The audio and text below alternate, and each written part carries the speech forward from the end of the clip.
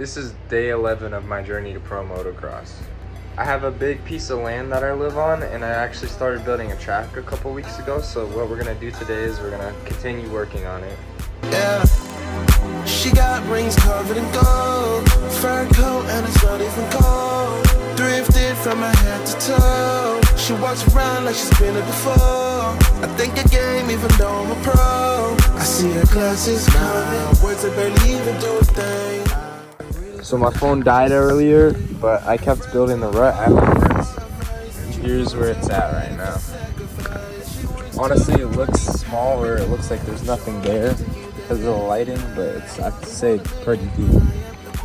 So one more thing is I got all these graphics set up today, and I need you guys to give me a goal to reach in the comments so that I can put these on.